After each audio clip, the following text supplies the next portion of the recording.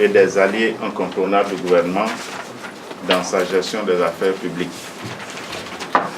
Votre mobilisation aux séances antérieures, dont j'ai été régulièrement ampliataire des comptes rendus, et votre mobilisation pour celle d'aujourd'hui montre bien que cette activité vient à point nommé et qu'elle a inscrit désormais dans nos habitudes. Pour ma part, je me suis engagé personnellement, en ma qualité de ministre en charge de la tutelle administrative des organisations de la société civile et de la vie associative, qui fait de moi un privilégié dans les rapports avec vous, à en faire la promotion au sein du gouvernement, afin que, selon la programmation des sujets que vous aurez choisis, nous puissions solliciter l'adhésion de plusieurs membres du gouvernement concernés pour qu'ils puissent accepter eux aussi de venir échanger avec vous. Mesdames et messieurs, pour ce qui nous concerne aujourd'hui, parmi les thèmes retenus, nous avons noté deux qui nous intéressent particulièrement au ministère de l'Intérieur et de la Sécurité. Il s'agit du phénomène des enfants en conflit avec la loi et de la situation de l'état civil et des cartes nationales d'identité en Côte d'Ivoire. Ces deux sujets sont sensiblement identiques à ceux que j'ai eu l'honneur de présenter successivement les 24 mai dernier et hier, lundi 4 juin, à l'Assemblée nationale, dans le cadre des questions orales avec débat. C'est la preuve, mesdames et messieurs, que ce sont des préoccupations d'intérêt national et nous sommes heureux de nous donner encore une fois l'occasion d'en parler avec vous. Je voudrais dire que la Côte d'Ivoire, au sortir de la crise politique et sociale de 2011, s'est trouvée dans une situation où très rapidement, il fallait nettoyer d'abord nos rues. Il fallait ensuite recoller le tissu social profondément entamé, fissuré même, je dirais, et faire en sorte que les Ivoiriens, tous ceux qui vivent sur le territoire national, puissent circuler en toute tranquillité.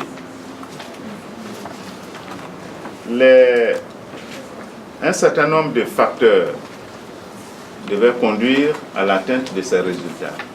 Et parmi ces facteurs, je voudrais féliciter Madame le ministre en charge de la solidarité, passionnée qu'elle est des questions de réconciliation et de reconstruction, pour tout l'apport qu'elle a eu dans le cadre de l'atteinte de ces différents objectifs. Mesdames et messieurs, vous le savez aussi, la question de l'identification a été le sujet même qui a entraîné la Côte d'Ivoire dans une longue crise qui malheureusement a coûté très cher à notre pays en termes de pertes en infrastructure, de pertes en vie humaine et de fractures sociales. Et chaque fois que l'on doit parler d'identification, nous le faisons avec beaucoup de précautions parce que c'est une question qui intéresse, qui touche chacun des citoyens dans sa vie de tous les jours. Il faut donc dire que l'identification s'appuie sur l'état civil et l'état civil en Côte d'Ivoire a fait l'objet de plusieurs études démographiques. Et ces études démographiques ont démontré que 35% des enfants de moins de 5 ans ne sont pas déclarés à l'état civil en Côte d'Ivoire. Les taux de déclaration de naissance étaient de 50% en 2012, 47% en 2013, 70% en 2014 et 60% en 2015. Les estimations nous font dire qu'aujourd'hui, nous devons être à 70% environ de taux de déclaration de naissance. Dans le cadre justement de la recherche de solutions, l'État a très vite mis en place une structure, un comité technique national pour y réfléchir. Et ce comité technique s'est appuyé sur le programme africain pour l'amélioration accélérée des systèmes d'enregistrement des faits d'état civil et la programmation des statistiques vitales. C'est un programme africain et cela constitue un engagement et une recommandation de plusieurs conférences des ministres africains en charge de l'état civil, conférences qui se sont tenues à Addis Abeba en Éthiopie en 2010, à Durban en Afrique du Sud en 2012 et à Yamoussoukro en Côte d'Ivoire en 2015. Les conclusions de l'évaluation complémentaire, parce qu'au-delà de l'évaluation faite de façon au plan international, au plan panafricain, la Côte d'Ivoire, avec l'appui des partenaires locaux et des partenaires techniques et financiers, notamment l'AFD, l'ONU, le PNUD, la BAD, la Banque mondiale, il y a eu donc en Côte d'Ivoire une évaluation complémentaire et les recommandations stratégiques et opérationnelles sont contenues dans un document aujourd'hui que nous avons dénommé Stratégie nationale de l'état civil et de l'identification. Cette stratégie nationale de l'état civil et de l'identification permettra de, en tout propos, puisque je n'ai pas eu la chance d'être tiré au sort pour intervenir en premier lieu, adresser mes sincères remerciements à l'endroit de Madame la ministre Mariatou Koné, en charge de la femme, de la protection de l'enfant et de la solidarité, pour avoir accepté de répondre personnellement à cette invitation. Merci Madame.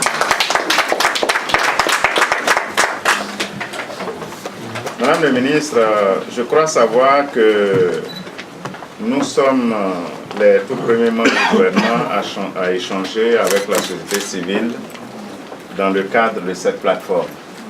Il y a eu des échanges individuels, mais aujourd'hui nous sommes deux pour parler avec la société civile et je voudrais vraiment m'en réjouir.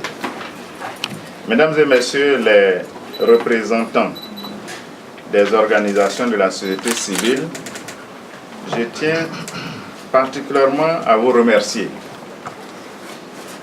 D'autant plus que c'est sur votre sollicitation que ce cadre mentionne la stabilité de tous les individus, la constitution d'une base de données biométriques unique, l'amélioration de l'efficacité des services publics, l'optimisation de la politique fiscale et sociale, l'agrégation de toutes les données sur un même individu, mais surtout la délivrance rapide et facile des titres d'identité aux personnes identifiées.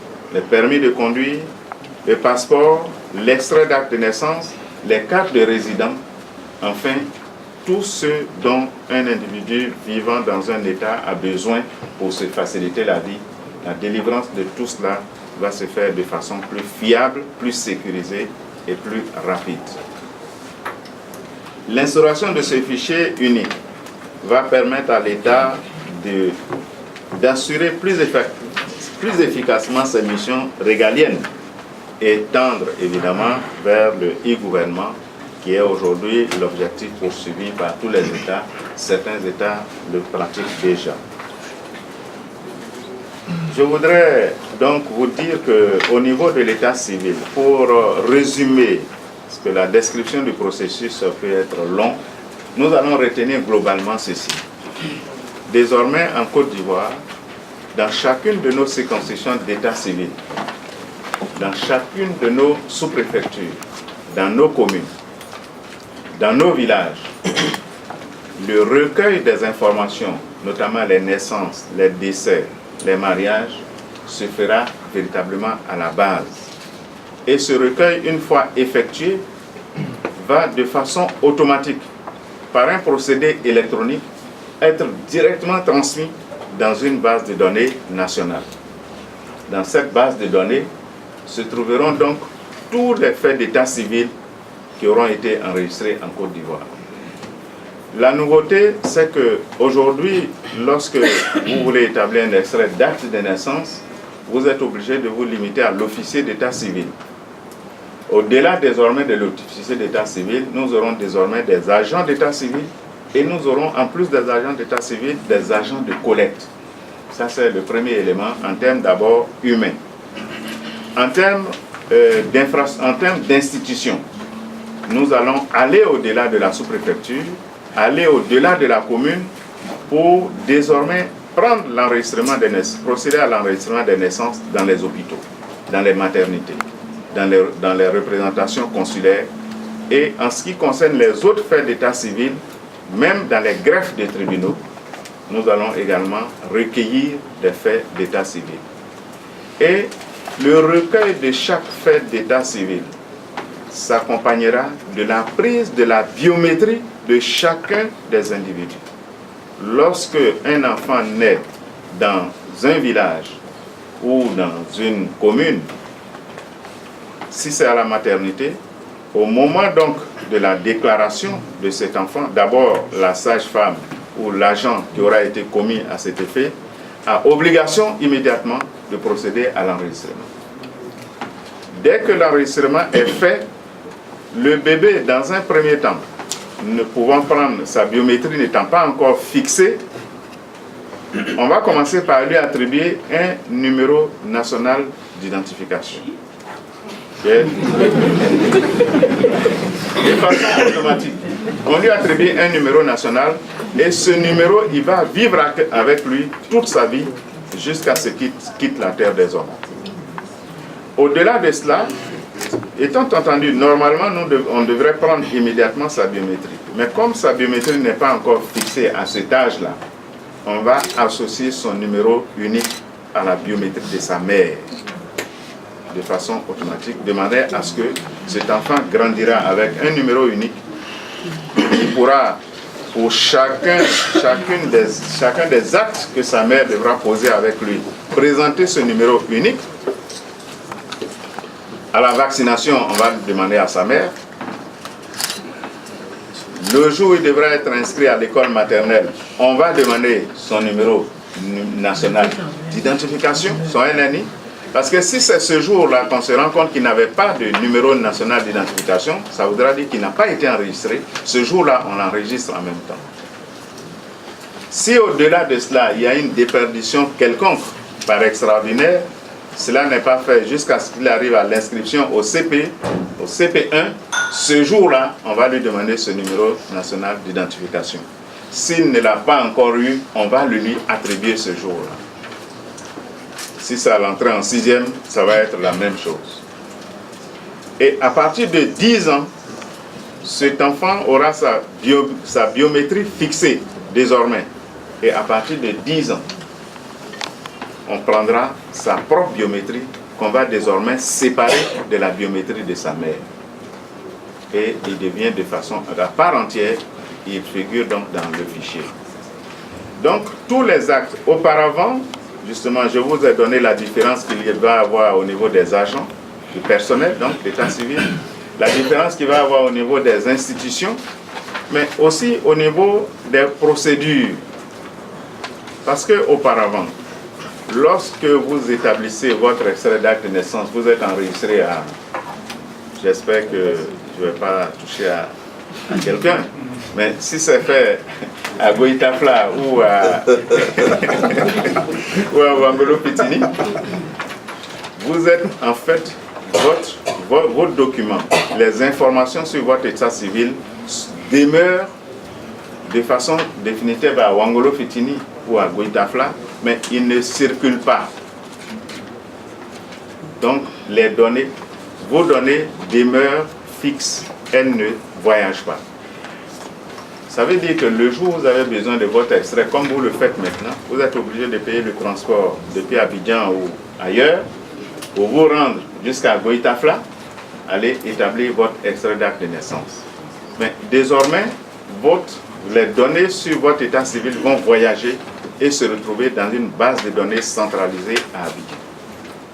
Donc, si vous avez besoin d'un extrait d'acte de naissance, vous pouvez, depuis Abidjan, depuis le plateau, depuis Koumassi, depuis le quartier où vous êtes, vous pouvez le faire depuis Paris, depuis Washington, demander à vous faire établir un extrait d'acte de naissance et on ira chercher donc par le procédé électronique à partir de la représentation consulaire de la Côte d'Ivoire à l'extérieur ou à partir du bureau d'état civil qui va vous accueillir, on ira chercher vos données dans la base unique et on vous délivrera sur place votre extrait d'acte de naissance.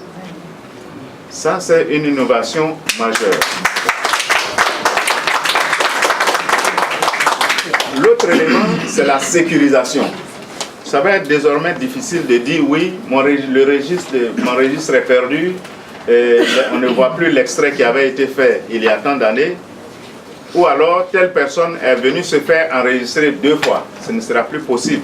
Parce que dès lors que vous êtes enregistré, si vous vous déclarez n'avoir jamais été déclaré à l'état civil et que vous venez faire une déclaration, dès que c'est enregistré, dès qu'on prend votre biométrie, de façon automatique, les données, puisque Dieu nous a, n'est-ce pas, conçus de manière à ce que nous ne partagions nos empreintes digitales avec personne d'autre. Chaque individu qui naît a une empreinte digitale particulière. Et donc, dès lors que vous allez l'introduire, il va apparaître dans le fichier centralisé que vous êtes déjà dans la base et toutes les données qui avaient été enregistrées vous concernant vont réapparaître. Ça veut dire qu'on ne pourra pas prendre quelqu'un 2 fois. Comme on le dit, on ne pourra pas renaître, on ne pourra pas changer d'identité à partir de là. Donc ce sont des avantages certains et ça c'est la sécurisation. Vous êtes sûr à tout moment et partout de pouvoir retrouver votre, n'est-ce pas, les données de votre état civil. Tout cela va nous amener également à faciliter la délivrance des cartes nationales d'identité. Puisque, à partir du moment où on a tous les éléments sur vous, on sait que vous êtes Monsieur X et que vous êtes le seul à avoir ces éléments et que vous avez la qualité pour avoir la carte nationale d'identité, on a vraiment, toutes les preuves sont réunies pour que, de façon rapide et fiable, vous puissiez obtenir votre carte nationale d'identité. L'organe qui va être chargé de la délivrance des cartes nationales d'identité, lorsque vous allez vous présenter pour solliciter l'établissement de cette carte, va simplement faire appel à cette base pour vérifier que c'est bien vous. Parce que dans la base aussi, il faut retenir que dans la base, il y a votre photo à l'âge auquel vous êtes déclaré. Donc, la base va vous retrouver de façon automatique et vous pourrez avoir votre carte nationale d'identité. Lorsque vous l'avez perdue, c'est encore plus facile de vous établir un duplicata parce que vous figurez déjà dans une base et vous êtes le seul à porter, n'est-ce pas, à porter les éléments de votre identité dans cette base. Alors, la mise en place de cet identifiant unique est prévue pour démarrer à partir du mois de septembre prochain. Ce qui veut dire que nous avons enregistré parmi les questions qui nous ont été posées l'inquiétude selon laquelle est-ce qu'on pourra procéder au renouvellement des cartes nationales d'identité pour les élections de 2020. Est-ce qu'à l'expiration des cartes nationales d'identité, parce qu'il y en a en ce moment 7 millions qui sont établies pour les Ivoiriens, est-ce que ces cartes nationalités pourront être produites à temps? Évidemment, puisque tout est déjà les 7 millions de cartes, tous ceux qui ont aujourd'hui une carte nationale d'identité ont déjà leur biométrie et leur biographie dans la base. Il suffira pour nous, dès la mise en place en septembre, de reverser cette base au registre national des personnes physiques pour que ces personnes puissent obtenir le plus rapidement possible leur carte nationale d'identité. Dès que donc vous aurez sollicité l'établissement, le renouvellement de votre carte, on regarde dans la base, mais vous êtes obligé de vous présenter. Parce que si il a été demandé le renouvellement des cartes justement chaque 10 ans, c'est parce qu'en 10 ans, on a le temps de changer de physionomie. On doit reprendre votre photo pour l'actualiser. Tout simplement. Parce que votre biométrie, elle ne change pas. Et vous n'aurez pas à présenter les mêmes pièces qui sont demandées aux nouveaux demandeurs de carte nationale d'identité. Puisque tout est déjà à l'intérieur, l'État ne va pas vous demander pour vous délivrer un document, ce qui vous a déjà demandé pour établir la pièce mère de ce document. Donc la pièce mère est déjà dans la machine. à partir de votre requête, on peut vous produire très rapidement cette pièce d'identité. Donc je voudrais vous dire qu'il n'y a aucune inquiétude en ce qui concerne le renouvellement des cartes nationales d'identité dont la date d'expiration est fixée à l'année 2019. Pour ce qui concerne les élections de 2020, il n'y a aucun problème. Tous ceux qui ont droit à une carte nationale d'identité pourront l'obtenir dans les meilleures conditions. Donc, état civil, identification, c'est de façon actualisée et de façon ramassée. Voilà le mécanisme que l'État de Côte d'Ivoire a mis en place pour pouvoir, n'est-ce pas, procéder à cette réforme. Vous tous, nous avons qualifié de reconstruction, de réconciliation. Et qui parle de reconstruction dit qu'il y a eu destruction, il y a eu détérioration, il y a eu effondrement. Donc, il faut reconstruire. Qui parle de réconciliation dit qu'il y a eu une fracture, il y a eu des fissures. Donc, il faut réconcilier, il faut ressouder. Et dans ce schéma, le gouvernement actuel, le président de la République élu donc à l'issue des élections de 2010 a hérité d'une situation particulièrement difficile. Et vous l'avez, je suis heureux de le dire, les premiers mots du président de la République, contre vents et marées en son temps, a été « il faut se réconcilier ». Pas de vengeance, pas de règlement de comptes, il faut se mettre ensemble pour reconstruire la Côte d'Ivoire. C'était des mots très forts. Et cela veut dire quoi? Cela voudrait dire simplement que chacun d'entre nous, partenaires et adversaires, nous devions prendre à notre compte l'héritage de la crise. Il n'y avait pas à dire, comme c'est lui qui a créé, comme c'est lui qui a fait ça, c'est lui qui doit construire. Non, c'est ensemble que chacun devait assumer cette crise, assumer cet héritage. Assumer donc la reconstruction de tout ce qui avait été détruit, assumer aussi la réconciliation. Et dans cela, le gouvernement s'est engagé à faire en sorte que, dans un premier temps, en matière de sécurité, tout ce qui était insécurité puisse être réglé. Mais la crise a laissé des traces. Et comme je l'ai dit, c'était l'héritage à assumer aussi. Donc le phénomène des enfants en conflit avec la loi fait partie des héritages de la crise.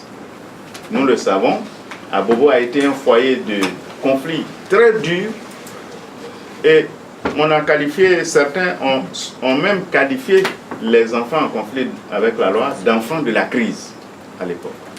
Parce que ces enfants ont été soit témoins, soit acteurs, soit victimes de situations de violence. Ils en ont donc intégré un certain nombre de germes. Ça a influencé des comportements. Sans oublier que 10 à 15 ans durant, l'État avait été quasiment absent. Nous étions dans un état fragilisé, presque dans un état de non-droit. Donc chacun a eu le temps de prendre des habitudes. Ça, il ne faut jamais l'oublier et nous le constatons dans notre vie de tous les jours. Les habitudes ont changé. On parle d'enfants en conflit avec la loi, mais pensez un peu aux adultes. Avant cette crise, en Côte d'Ivoire, lorsqu'on parlait même d'un accident de circulation où il y avait 2 ou 3 morts, tout le monde était choqué. Mais à un moment donné, quand on parlait de mort, ça devenait banal. Chacun, pratiquement, c'était rentré dans le quotidien. Et même nos enfants, les enfants qui sont nés dans cette période, ils n'étaient pas en reste, ils étaient là lorsque cela se passait. Et donc, ces enfants, malheureusement, ceux qui n'ont pas bénéficié d'un certain type d'encadrement serré, en ont fait les frais, ont eu des déviations et ont commencé justement, dans un premier temps, cela a commencé par des larcins dans les quartiers. Ensuite, ça s'est transformé, malheureusement, en consommation de drogue pour se donner de la contenance. Et ça s'est poursuivi par des violences, d'abord entre eux, parce que les premiers actes posés par ces enfants, ce n'était pas contre les populations. C'était des bagarres entre bandes, où il y avait chaque fois des blessés et la police intervenait. Et puis, progressivement, ils se sont rendus compte, peut-être aussi avec certains encadrements, certains commanditaires, ils ont commencé à s'organiser et malheureusement à s'attaquer aux populations et à leurs biens. Donc les enfants en conflit avec la loi constituent aussi un des héritages de cette crise. Nous connaissons tous la manifestation et 17 ans et qui généralement agissait en bande. Aujourd'hui ça continue, mais il y a une proportion moindre. L'État donc, devant ce fléau, déjà depuis 2011, a commencé à agir. Avec la législation dont on a hérité aussi. Parce que ce que la loi dit, vous ne pouvez pas aller à l'encontre de ça. Si la loi dit qu'il faut protéger les enfants, vous êtes obligé de les laisser quand vous les prenez. Avec aussi les moyens qu'il avait, un nombre d'agents de police, de gendarmes assez réduit, pas encore bien organisé, l'État a commencé la lutte depuis 2011 avec les moyens qu'il avait. Les commissariats, nous les connaissons, étaient saccagés, fermés pour la plupart. Il fallait avec ça commencer la lutte en 2011. Et la lutte a commencé avec les moyens dont l'État avait 2011, 2012. Mais en même temps, le gouvernement, sous la houlette du président de la République, a mené des réflexions. Comment arriver à bout de ce phénomène de façon définitive? Mais en même temps, pendant qu'on est en train de faire ça, les secteurs d'intervention de l'État étaient multiples. Il fallait faire des routes. Il fallait continuer à donner de l'eau parce que l'eau aussi avait disparu pendant la période de crise dans beaucoup de villes et de quartiers. Il fallait donner de l'électricité aussi sur l'ensemble du territoire pendant qu'on est en train de faire ça. Il fallait faire la réconciliation pendant ce temps. Il fallait même se battre contre des velléités de renversement encore du gouvernement pendant ce temps. Et il fallait tout faire en même temps.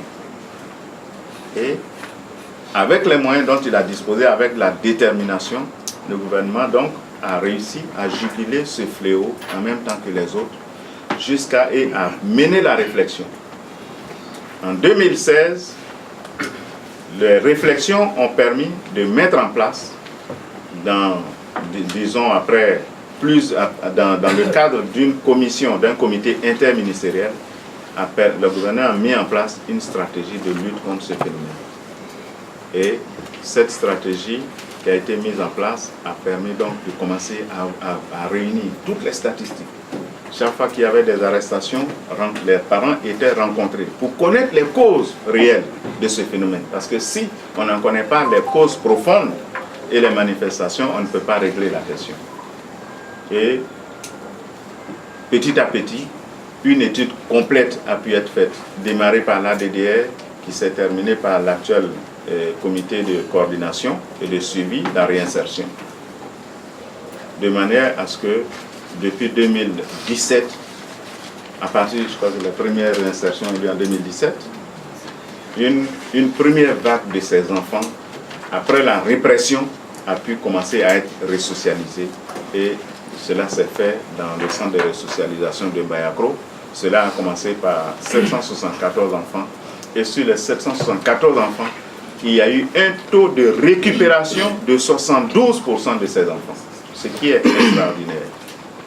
Certains ont pu apprendre un métier, aujourd'hui travaillent à leur propre compte. D'autres ont pu, sont encore auprès de maîtres artisans qui sont en train de leur apprendre des métiers pour aller plus loin dans la connaissance de ce qu'ils veulent faire demain. Certains ont pu repartir à l'école.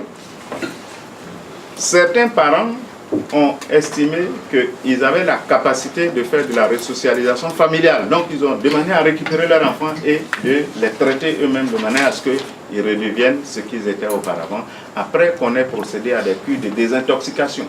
Après qu'on ait donné des cours pendant la période de réconciliation, qu'on ait donné des cours à la citoyenneté, au civisme, qu'on leur ait appris à être de bons citoyens.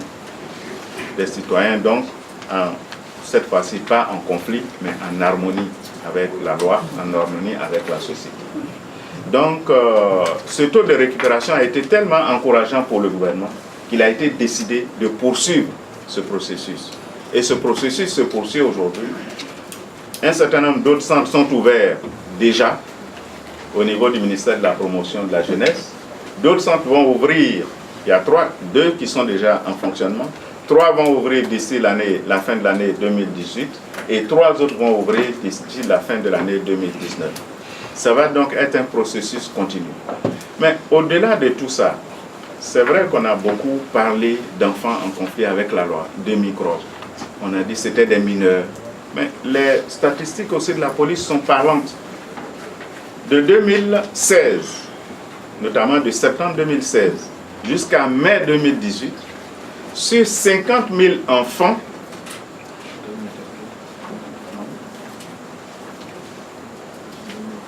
c'est monsieur le directeur de cabinet, 50 000 personnes interpellées, nous sommes retrouvés avec